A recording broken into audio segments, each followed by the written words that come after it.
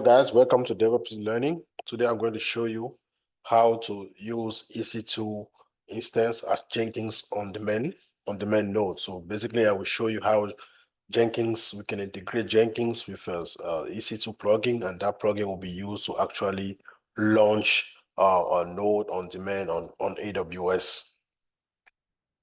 So let's go ahead and jump into the topic.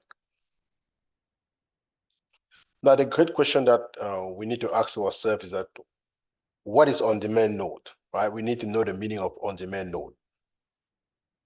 Right here, we say on-demand node are specially denote the type of node that is dynamically created and provisioned as needed, right? So meaning that these are the type of node that Jenkins will go ahead and launch them on AWS and offset a job on those. And once they are done, Jenkins will go ahead and kill those. So they are not like static node that can run like 24/7. So these nodes just come and go. So they are on demand because the Jenkins will just use them when it needs and kill them. So Jenkins will create them, use them, and when Jenkins don't need them, Jenkins will go ahead and shut them down. That's why they say on demand, because it is only when Jenkins need them that Jenkins will create them and actually use them. Now let's dig into a couple of advantages of on-demand node. Of course, it has a lot of advantages. For example, so the first one can be here like a dynamic provisioning. The fact that it can dynamically provision, meaning that when the job is triggered in Jenkins, that is when Jenkins will go ahead and could get that node created. So that node will only be created if the job has been triggered in Jenkins or not. So that's why we say dynamically provision. And when Jenkins don't need them, Jenkins will go ahead and kill them. Also, we are going to see the second one, which is kind of cost efficiency and scalability. That's really handy. The fact that this doesn't run 24/7, the fact that the node is not static, and it helps save a lot in terms of costs. So the dynamic part of the node allow us to just pay what we use, right? Pay as you use. So we are just going to pay for the time that the agent was actually on, and when the agent is not on, we are not going to pay because Jenkins will kill the agent. And also in terms of scalability, because Jenkins can go ahead and increase or decrease the number of node, right? We can ask Jenkins to actually like scale this node if you want. We can ask Jenkins to launch a particular number of node. That's why we say scalability, which is very handy. And also we have the lifecycle management of the node, meaning that basically once the job is completed, Jenkins will go ahead and kill them. This is very handy and very important compared to like the static node. When we run static node, it actually stays 24/7, meaning that the cloud provider is going to charge us for 24 hours bill on a day. But with on-demand node, the cloud provider will just charge us for the number of time that the node actually run. Now it's time to get our feet wet. So let's check how to provision those nodes. Now, there are a couple of steps that you need to follow to how to provision those nodes. So the first step, for example, we are going to create the EC2. So we need to launch an EC2. And after launching an EC2, we are going to go ahead and install Java in that EC2 because Jenkins run on Java. Even on the Jenkins master, we need Java. If you don't install Jenkins master, you won't be able to run Java. You won't be able to launch Jenkins. So even all EC2 node that Jenkins use must have Java as well. And by best practice, it's always good, for example, to install the same version of Java on your Jenkins node that your Jenkins master has. So we have been some issue reported when there's like a huge discrepancy between the Jenkins, the Java version that you have on your Jenkins master and the Java version that you have on your Jenkins node. So by best practice, I always try to use install the same version of Java that I have on Jenkins master or controller to the Jenkins agent or node.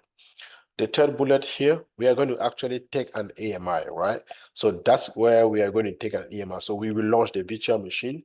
We are going to install Java in that virtual machine. Then after installing Java in that virtual machine, we will actually take the AMI of that virtual machine. So we will need the AMI of that virtual machine. Now, another step that we need to take here is that we are going to create an IAM role with EC2 full access, and we are going to attach that IAM role with EC2 full access actually to the Jenkins controller, not the Jenkins agent, but the Jenkins controller, because we need to give permission to the Jenkins controller to actually launch EC2. That's why we attach the EC2 full access policy to the Jenkins controller. And also, what we are going to do is that we are going to install, right? We are going to go ahead and install the EC2 plugin into the Jenkins console. Another step that I forget here is that we are going to supply the user that Jenkins is going to use. So the user that Jenkins is going to use, I forget to put it here. The user that Jenkins is going to use, we are going to supply the private key to Jenkins, meaning that we are going to take the private key of the user that Jenkins will use to actually build the job, because Jenkins, that's the Jenkins will take the AMI and actually start a virtual machine out of that AMI. And Jenkins need a user located in that AMI with an SSH key. So we have to supply the private key to Jenkins so that Jenkins will use that private key to basically log in to that AMI. So I just forget that step, but that step has to be done. I will show you how to do that when we get to the practice here. And at the end, we are going to configure and test if everything works. So let's go ahead and jump into the console of AWS and the terminal to get this done. So just to recap here, all the tests, just to recap here, what's going to happen. Just to recap here, what's going to happen. Number one, we are going to go ahead and create the EC2 virtual machine. We are going to install Java. We are going to take the AMI out of that. We are going to grant Jenkins controller EC2 full access. So we attach the role to that instance. We are going to actually install the plugin on Jenkins console. We are going to actually supply Jenkins with the credential of a user, and that credential is going to be type SSH key with username, and so that Jenkins can use that to logging into the virtual machine. Then we are going to configure. Let's go to the practice.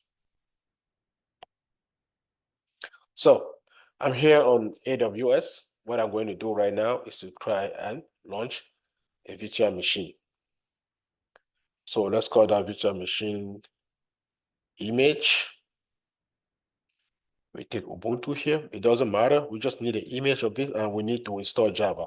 Now, you can install multiple things on that image. For example, if Jenkins, we need to run Docker command, we have to install Docker there. If Jenkins, we have to run, for example, node command, you have to install node and npm.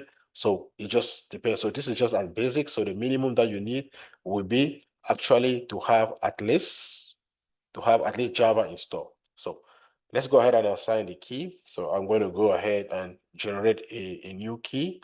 So let's generate a new key pair here. So let's create a new key pair here. So I'm going to put it as pppem, and let's call the key pair Jenkins, or let's say dynamic node. That's the name, and I will choose the PEM. So let's create that key pair. As soon as you create that key pair, it's going to be downloaded, because you will need this to log in. And this is actually the private key that we have to supply to Jenkins. I will cut this, and you will see it's actually the private key that's being sent to us, and we are going to supply that to Jenkins.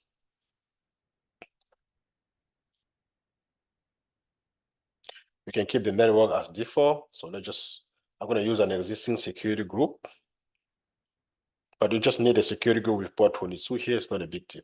So let's launch the VM. It's going to take a minute or two for the VM to be ready. I don't expect that to be too long because it's a small VM. But as we can see here, it is pending already. It is being launched. So we covered the first part, which was to create a virtual machine. Now we are going to try to log in into the virtual machine so that we can go ahead and install Java as the second part. Let me refresh here.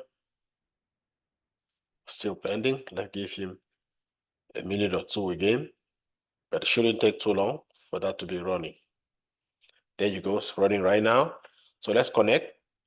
I have to go ahead and show mode this key first because the new key. So I will go to my terminal. Let me exit here. So I will run this command too to show mode the key. Then I will run this command too to log in.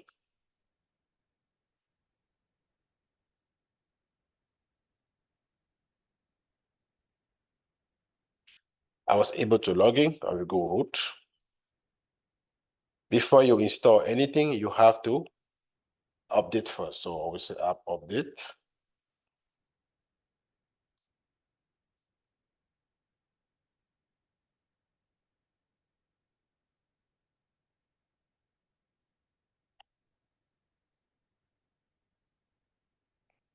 Always update because the fresh VM. Then I'm going to install Java. I'm installing Java 17 here because my Jenkins master runs on Java 17. That's why I'm installing Java 17. So you will have to check your Jenkins master to see the version that your Jenkins master is running. Then you can go ahead and use. I can check here. Let me create a new tab, for example, and let me go to my Jenkins master, which is this one. I can log into my Jenkins master and show you how to check Java. So that's my Jenkins master. If I say Java-V version, as you guys can see, I'm on Java 17. That's why I'm installing Java 17 here. I'm going to put -y so that it doesn't ask me a question of yes or no. I take a minute or two again to install Java. I just want to emphasize here that the first step is to go ahead and create a virtual machine. The second step is to go ahead and install Java, which is what we are doing right now.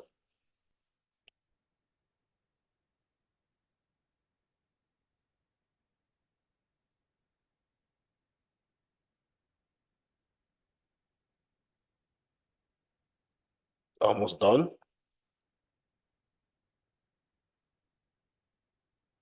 Good.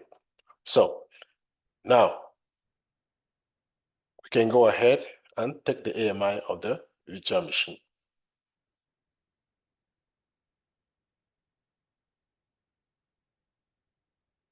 Go back to my virtual machine. You just have to come here, action. You go to image and template, and you can create an image here. Let's call it Jenkins dynamic node.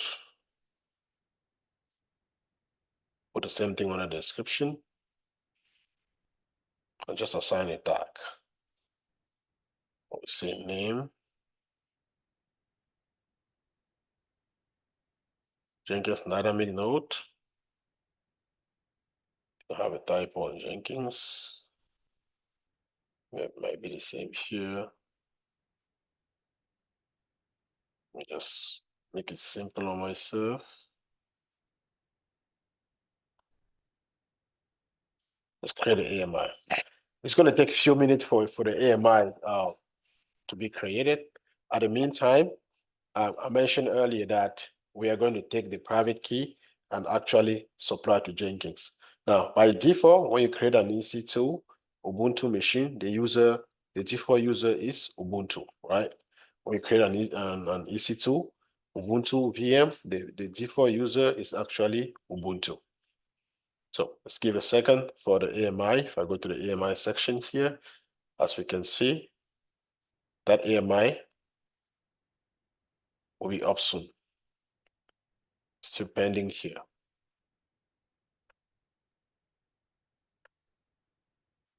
It usually take a minute or two, but I don't expect this to be too long because we just installed Java on the AMI. The AMI is pretty light, so it shouldn't take that long. So in the next minute or two, we will expect that to go ready. And later on, we are going to need this AMI ID.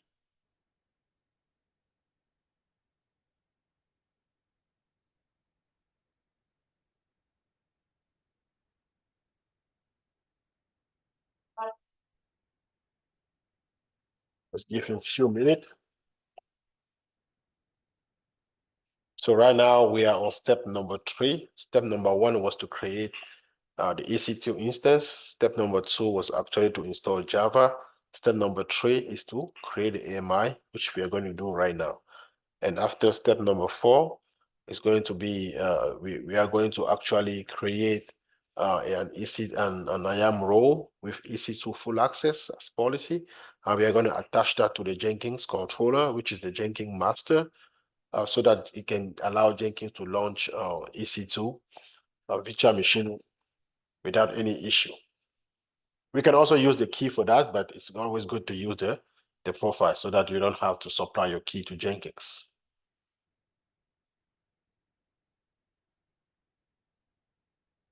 Still trotting there. Let's give him a minute to be ready.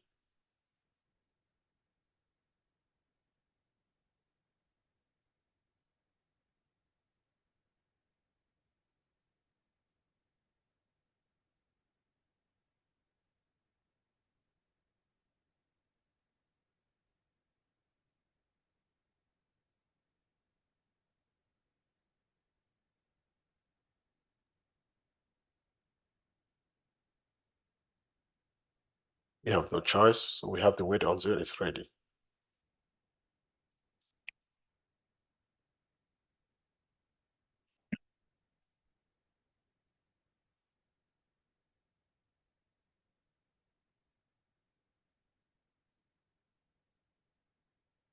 Still taking time to go ahead and generate the AMI.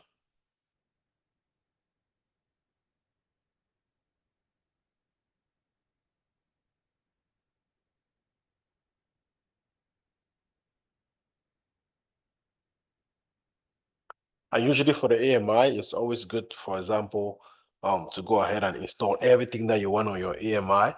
Here I only install Java, but technically, if this AMI has to do a lot of stuff. For example, it has to build Docker, build Docker file. We need like the Docker command, and if this has to do some Java job, we need like Maven to compile the Java code. If you have to, it has something to do with like a Go, you will need to install Go on it. Has anything to do with like npm with like Node or npm, you have to install Node and npm as well. I mean, anything if you had this, we have to like be used to deploy. Let's say, for example, Kubernetes pod, you will have to install QCTL there. You have to install probably Helm if you want to use that to run, for example, some Helm chart. But at minimum, you will need at least Java to be installed. That's the only thing that Jenkins required to at least connect to the node. So at minimum, you will need Java to be installed, and Java will allow you to connect. But technically, usually we install more packages on this. Usually the image is pretty heavy because we install more packages that will allow us to do what we want. For example, if you will be deploying some microservices using Docker Compose, you will have to get Docker Compose in, stuff like that. Now the image is available. We can move to our next step. So far we are step number 3. I just want to reemphasize that step number 1 was to create a virtual machine. Step number 2 was actually to install Java. Step number 3 was to create an AMI image. So we are actually on step number 3. So now we are going to go ahead on step number 4. So we are going to go to the IAM console. So I can type here IAM. And we are going to create an IAM role. So if I click here on role, I can create an IAM role here. I just use the IAM role with the AWS services. Let's choose here EC2. Let's go next. And let's just add EC2 full access here. So if I type EC2 full access, the EC2 full access policy, for example, it gives Jenkins the access, like the full access on EC2. So it can go ahead and create, it can go ahead and do anything, any management that he wants on the EC2. So we gave him the full access. Now let's give the name of, so let's call it, for example, dynamic, let's say Jenkins dynamic node. Let's create a role. Now, after creating the role, we need to go ahead and attach the role to actually the EC2. So if I go back to the EC2, this time around, I'm going to look for my Jenkins node, right? This time around, I'm going to look for my Jenkins node. This time around, I'm going to look for my Jenkins controller, right? The Jenkins controller, because I want to, the Jenkins controller, because I want to allow him to actually launch EC2 node. So let's go here to actions, security, modify role. Here it has one role, so let's go ahead and attach our role. It was dynamic. So Jenkins dynamic node, this is the role that we just created. Then let's update the IAM role. If I go back to my Jenkins controller, you will see that the role that I'm having right now is the EC2 dynamic node. Now, the next step that we are going to do, so far we have covered creating the Jenkins virtual machine. We have installed Java. We have created the AMI. We have actually created a role, and we have attached that role to Jenkins. So now we need to go ahead and install the plugin. If we want Jenkins to be able to connect to AWS and create some virtual machine, we have to supply Jenkins with the AWS EC2 plugin so that Jenkins will be able to talk to AWS. So let's go to Jenkins, and we need to install the EC2 plugin. So when we go to manage Jenkins, let me log into the Jenkins console. Manage Jenkins, we go to plugin, the plugin section. If I go to install plugin, I type that plugin EC2, it is not there. It has to be EC2 plugin. This is a different plugin. But if I go on available, I type EC2 plugin. So EC2 plugin. If I type EC2, this is a plugin, Amazon EC2. This plugin integrates Jenkins with EC2 with anything API, such as an Ubuntu. So we are going to install this plugin here. We take a few seconds to be installed. Now we have installed the EC2 plugin. Now the next step that we have to do is to go ahead and actually, the next step that we have to do is to go ahead and actually configure this. So far, we need to go ahead and configure. Now, to do this, we are going to go to dashboard. Then in dashboard, we are going to go to manage Jenkins, cloud, not node. Node here is for static node, right? And cloud here is for dynamic node. New cloud, and you will see this called EC2, Amazon EC2. So this doesn't come by default. This is here because we have actually installed the AWS EC2 plugin. So let's give a name, for example, let's say dynamic. We'll just call it dynamic, and let's create. Now, here, I'm not going to use the EC2 credential because I'm using the EC2 role. I'm using the IAM role, so I don't need to provide anything on this section, but I will have to say check here, use EC2 instance profile to obtain credential. Why? Because the virtual machine where Jenkins is installed actually have a role attached to him.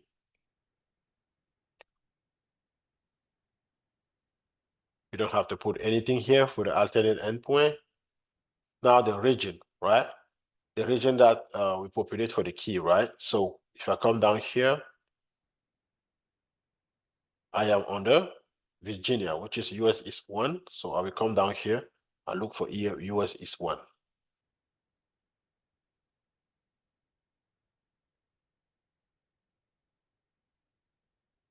Now, we need to provide a private key, right? And if you don't know what it means, it's here. That's what I was talking earlier.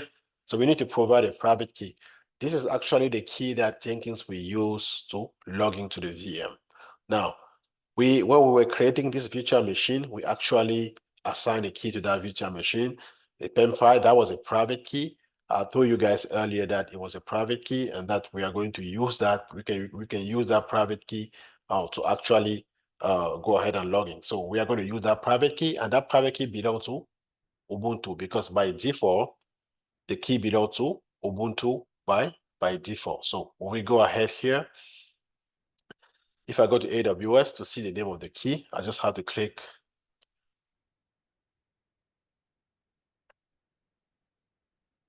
on this, which is our node. I will go to connect. It will tell me that the name of the key is dynamic node.pem. So I can show that key first.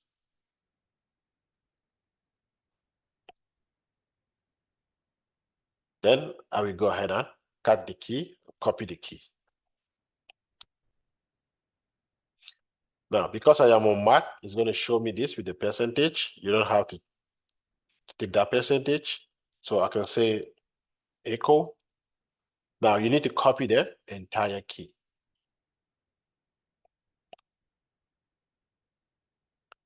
Let's go back to Jenkins. Once you have the key copy, let's create a credential and actually put that key there. So I will say Jenkins. Then the credential is going to be type SSH username with private key. Let's call it Jenkins Dynamic.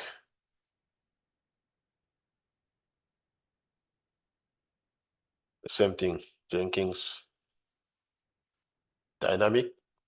The username here is Ubuntu because this key belongs to Ubuntu. You can create another user and actually generate a key for that user and use it. So I'm just using this one because the default user that comes with the EC2, but you don't have to use Ubuntu as a user. You can create a user and create a SSH key for that user and go ahead and use it. I'm just using this because AWS already gave me the key, and then I know that the default user is EC2.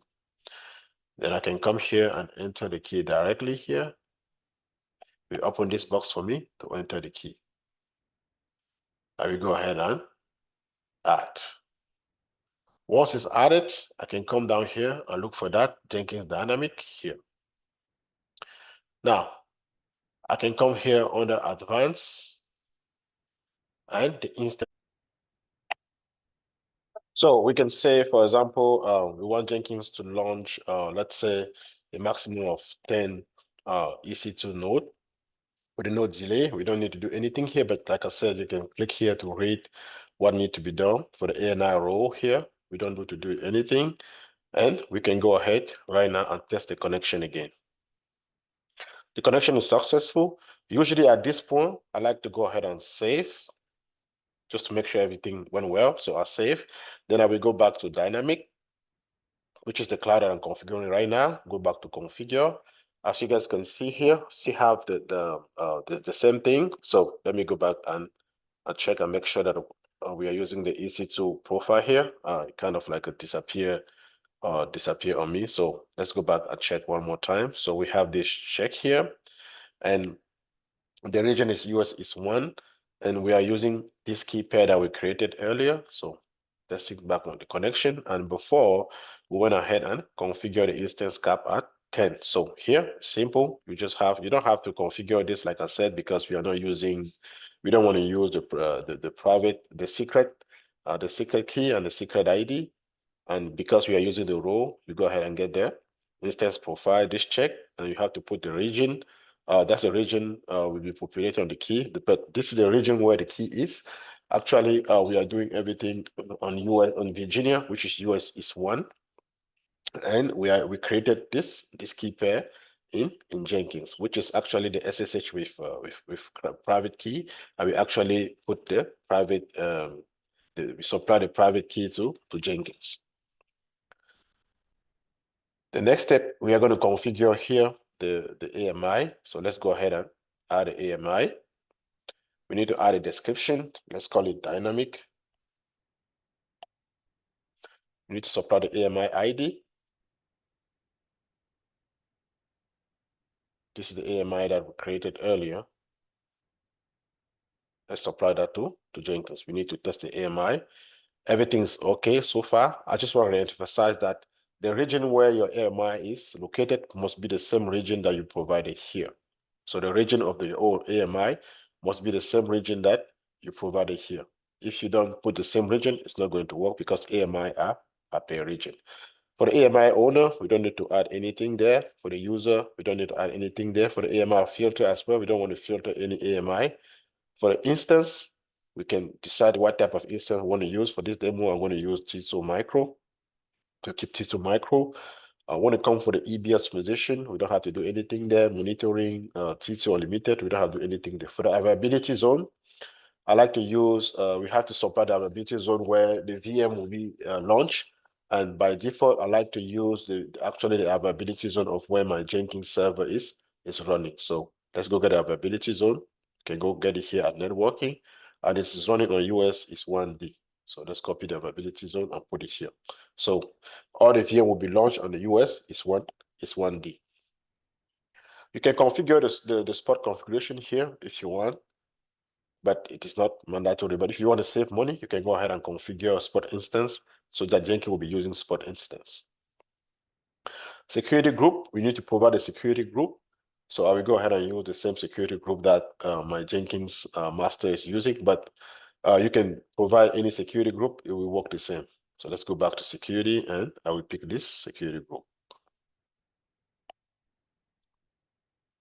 The remote file system, this is actually the directory where Jenkins will go ahead and build all the jobs. So we are going to use the one for Ubuntu. So we say /home/Ubuntu because that's a home directory of Ubuntu. Remote user, it is Ubuntu. That's the same user that we provided in the Jenkins credential. The AMI tab, you need to choose the type of AMI. We don't want a Mac OS, we don't want a Windows. The Ubuntu is actually Unix. For the root command prefix, we don't want this, the agent prefix, the agent command prefix, the remote SSH port. This is when if you have like a different, by default, the remote SSH port is 22, but if you have a different SSH port, you can go ahead and use that. We can assign a label, which is the nickname that Jenkins will use for this. So let's assign, for example, the label Docker. Let's assign, for example, the label Ansible. We can assign multiple labels. You just need to put them with separate space. Usage, use this much as possible, meaning that no matter if the job has specifically a call for the label or not, Jenkins will go ahead and put it here. You can also choose only build job with this, the label matching expression, meaning that Jenkins can only assign job to this to the VM if it especially call for the label. If the job, for example, doesn't call Docker or Ansible, it won't be assigned. But for this purpose, we are going to use as much as possible. So in this configuration here, the label does not matter. The idle termination time, this is how long you want the VM to be alive after Jenkins has done using it. When I say after Jenkins has done using it, meaning that after he has done doing the job that Jenkins has asked him to do, how long you want the VM to be available. The default time here come 30 minutes, you can go ahead and change it. If you don't know, you can click here, it will tell you more about it. So we are done with this portion. We need to go to the advanced portion and configure more stuff. So for this, I like to apply and save. Then I will go back there. If you scroll down one more time, just to recap what we have done so far, we went ahead and we used the EC2 instance profile. We went ahead and we chose we input the region. We also supply the key. We checked the connection here was successful. We also went ahead and decided the instance cap, which is the maximum number of instances Jenkins can run with the dynamic cloud, because you can have multiple cloud. So the maximum that Jenkins can run is 10. We also have the AMI here that we configure. We put a description for the AMI, and actually we assign the AMI ID, and we check the AMI was successful. And I mentioned that the AMI ID must be in the region where you supply here. So we are using US East 1, which is North Virginia. So the AMI must be in this region.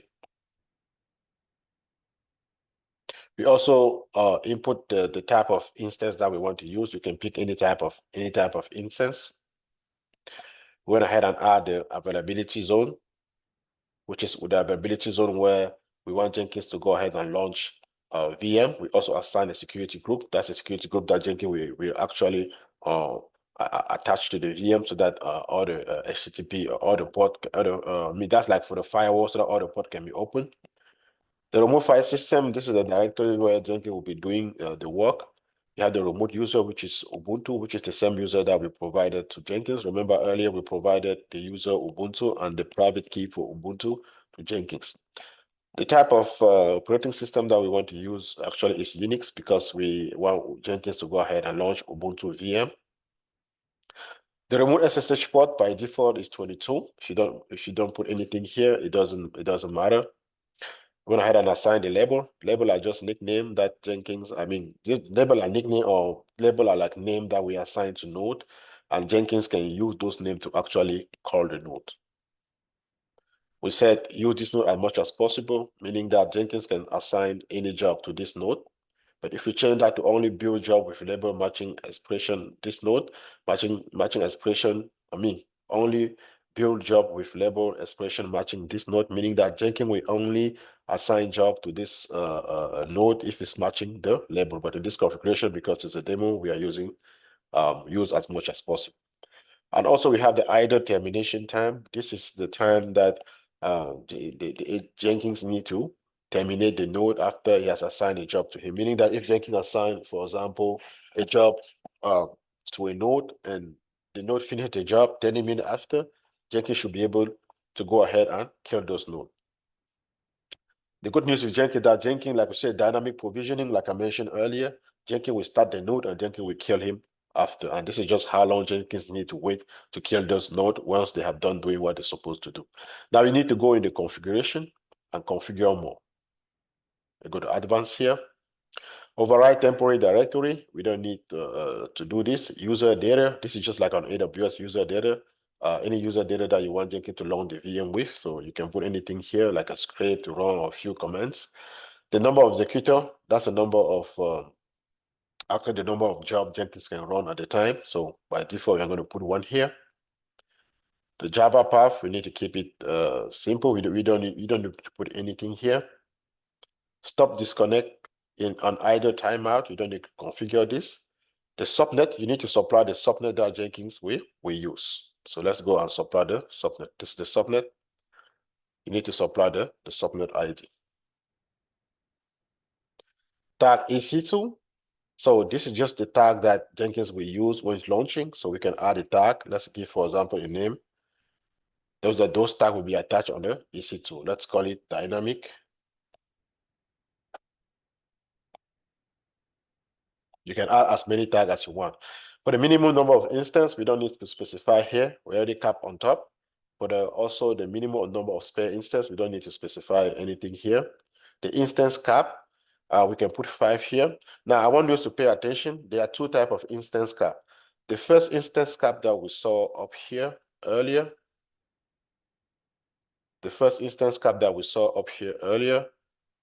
we configure an instance caps up here earlier. This 10, this is the maximum number of instance cap for the dynamic cloud, right? This is for the dynamic cloud.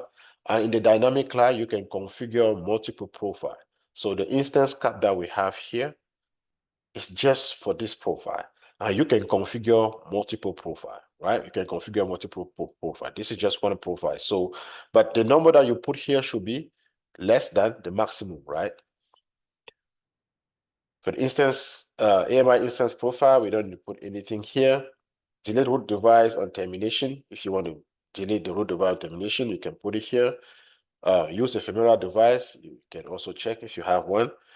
Encrypt EBS root volume. We don't need to put anything here. Let's just keep it simple. You can associate the public IP. Jenkins will launch your VM or the VM with the public IP associated to that. Tenacity, you can keep it here at default. Connection strategy, private IP, you can keep private IP here. You can also check here if you want to connect with an SSH process. Host key verification, accept new. Change that to accept new. You can keep going down and making some more configuration. If you want to add another profile, you can go ahead and add that profile here. So we are done. Let's apply and save. Now we are done with this configuration. So that's the dynamic cloud. So there's one cloud that we created. just a dynamic cloud, and you can create as many as you want, right? You can create as many as you want. So let's go back to the recap and see everything that we have done. We actually added the name. We checked this here for the instance profile. We added the region. We added the key pair.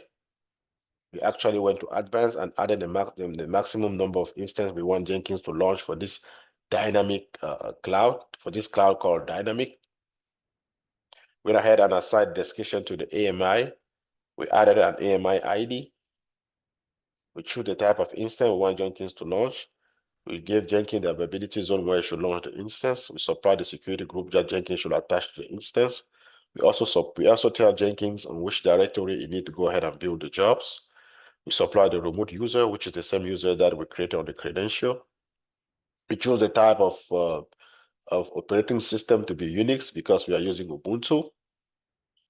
We actually added a label. We added multiple labels, so you can add as many as you want by just using space as field separator. We chose to use the node as much as possible. We didn't touch the configuration, the idle time. I explained what this was. And we went to advanced here. We configure the number of executor. We actually supply the subnet ID. We add a tag. For the minimum number of instances, we didn't put anything. For the minimum number of instances, we didn't put anything because we already specify on top on the main one. But on this one, this is for an instance for example, for this profile only. We associated the the public IP, and we change the host key verification to accept new, so that you will go ahead and accept new host key. We apply on it, we save. Now, let's go ahead and test this and see if it's working. To test this, what I'm going to do is that I'm going to go to manage Jenkins system. I will change the number of executor on my Jenkins server to be 0. So, okay, it's already at 0. So 0 means that no job will be scheduled on the master. So I can apply this and save. Now, let's go. Now, let's go and launch a job. So if I go back down here on that test, let's launch a job here. If I say build now, it will keep spinning. It's going to take the time. Now, it's taking time. Why? If I go to why? Because we don't have an executor yet. Jenkins will attempt to launch a virtual machine. It does not have and it doesn't have an executor yet. Oh, we have one. Jenkins actually creating. See, Jenkins has launched a virtual machine. So Jenkins is already in the path of launching a virtual machine. So let's go and see. So we have this that Jenkins has launched. Jenkins is actually launching here this virtual machine. Remember that we asked him to launch 5, 1, 2, 3, 4, 5, which are the 5 that we set instance cap at 5, and we asked Jenkins to go ahead and launch those. That's why Jenkins is launching those. Once they are ready, he already picked up one, and we went ahead and get the job. And we can also change the number, play around to change the number. If I go down here, for example, under configure, the idle time, if you want, we can change it to like 3 minutes. If you come down here as well, we can change maybe this cap to like 2. So we just want two instance. These are the instance cap, right? Which is the maximum that we want Jenkins to go ahead and launch. Apply and save. Jenkins will go ahead and do that. And also notice that Jenkins went ahead and launched all the VM because I had some job. When I clicked earlier at the beginning, I have some job that were actually running. I think it was on this prod. I have some job that were actually running. So that's just how you configure. It is very simple. And if you go to, for example, node, manage Jenkins node, you can see all this virtual machine here, and you can basically manage them. For example, you can decide to kill them, and you can, for example, if I come down here, I can like disconnect, delete all this agent. For example, I can go ahead and delete this agent. I will go ahead and delete all of them. You guys will see, and let's try to reprovision those with Jenkins. So I'm deleting all of them.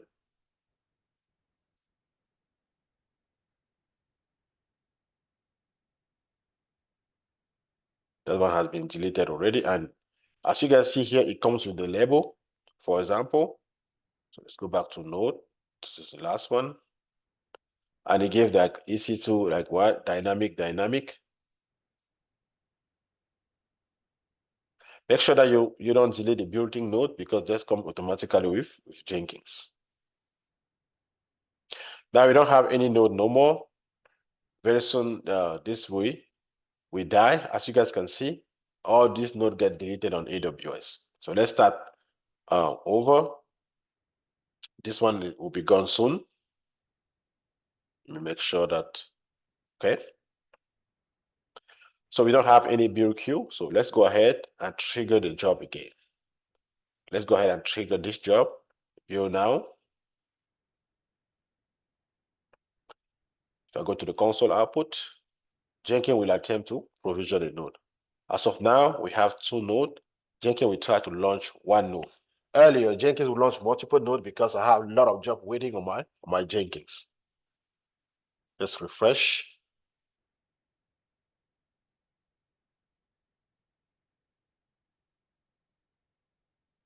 Right now, Jenkins is attempting to launch 2 nodes. As you guys can see, 2 dynamic nodes here.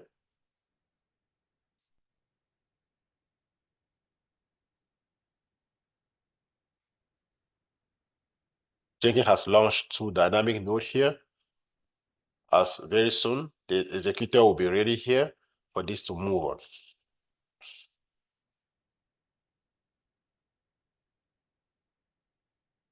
And as you guys can see in the console, they are being launched. And these are the labels that we assigned to them. We can take a look at the log. The node is already ready and successful.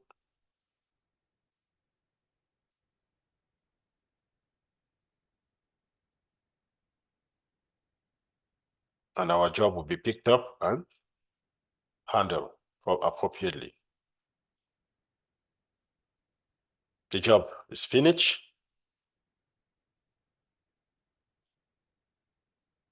After 5 minutes, if Jenkins doesn't, after 5 minutes, for example, if Jenkins does not actually schedule new job here, it will go ahead and terminate this to VM, so we don't have to manually terminate those.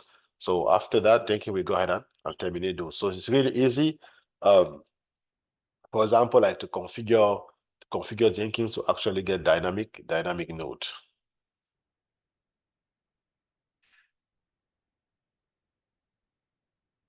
So just to recap into what just to recap, for example, into what we did. We said that number 1, we go ahead and create. So let me go ahead right now and give us again all the steps. We said that number 1, we are going to go ahead and create the EC2 instance. Number 2, we install Java on the EC2 instance. Number 3, we create an AMI image out of the EC2 instance. I said that you don't have only to install Java, you can install multiple packages. Java is just the minimum that Jenkins needs. You can install stuff like Git, stuff like Docker Compose, stuff like Ansible, stuff like, for example, SSH clients, stuff like Redis, MySQL, Postgres. You can install anything, kubectl, Helm. For example, you can install anything on that VM before you take the snapshot. Then we create an AMI role, and then we attach that AMI role to the Jenkins controller. Why do we need the AMI role? We need the AMI role because Jenkins, we need that to actually create virtual machine. So for create a virtual machine on AWS, you need an AMI role called EC2 full access. Then also we install the EC2 plugin on Jenkins, and we actually go ahead and configure that plugin. Then at the end, we test everything. Thank you very much and see you on the next video. I hope you like it. And if you like it, please go ahead and subscribe. If you have any question, you can put it on the comment. I will respond. Thank you.